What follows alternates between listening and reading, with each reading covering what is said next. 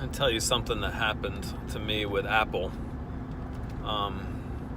Just as a quick update, the S10 Plus is gone. I don't know if I said that in a previous video, but 3 strikes and Samsung was out. They couldn't figure out the reception issue, so they sent it back to me, and I got rid of it. So anyway, gonna take a break from Samsung for a while, and what I'm using now is an iPhone 8 Plus.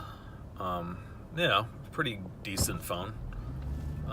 Like I told one of the guys who commented on the last video, what little Apple does, they do pretty well. The reception's good, everything works. There's a lot of, a lot of things to like about Apple. It's a very simple, usable product. I can't do everything that I want to do on it, that I can do on Android. So I'm going back to Android with a P30 Pro, but I'm currently waiting on that. So in the meantime, Apple's fine, Apple's great, but I hate the Apple ecosystem. What I was going to mention was I have probably 3 iTunes accounts, because I so infrequently use Apple that I'll create an account and then I'll forget what it is, and then I'll create another account and I'll forget what it is. Anyway, so about a year ago, I was given an iPad when I bought some phones. So I created an iTunes account and had it on the iPad. Whatever, no big deal. Well, I'd signed up for a couple things. I'd signed up for YouTube Premium, where you don't have to have the commercials and all that, which is like worth the $12.99 that it costs, because I do a lot of YouTube when I'm working and whatever. But later on, I signed up for I wanted to upgrade to the family plan, to where I could put like 5 people on the account, the YouTube Premium account. So I signed up through Google for the family plan at $17.99, and went into my iTunes account on my iPad, and managed subscription, whatever, ended that subscription with them for YouTube Premium.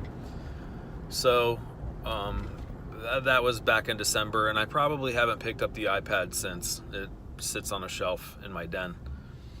So the other day I get a notification, and I don't know how I didn't notice it before, because it's been going on since December, that I got billed for iTunes, $12.99. So trying to figure out what it was.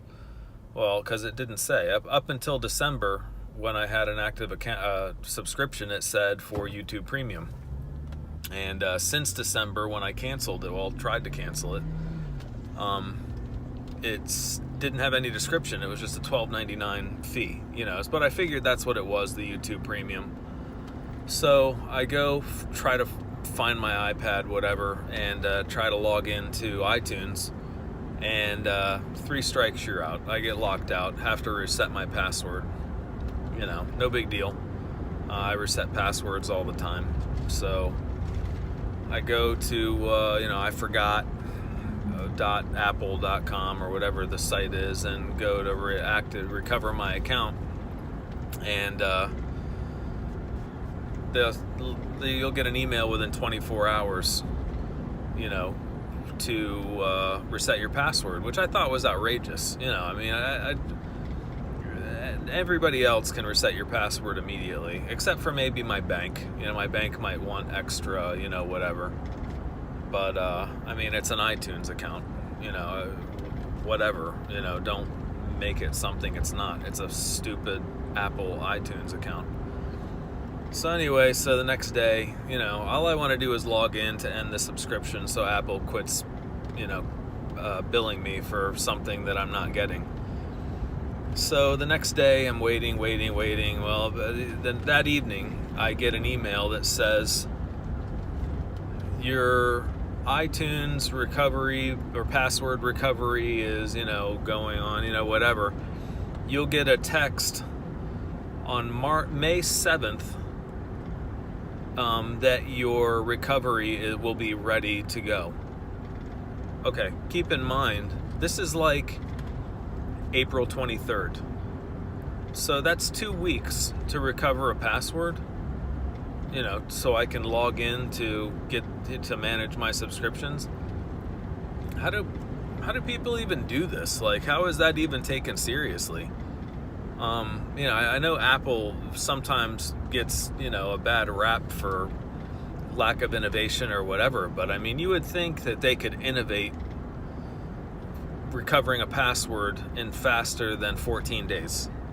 I could close on a house in 14 days. I could get a passport in 14 days.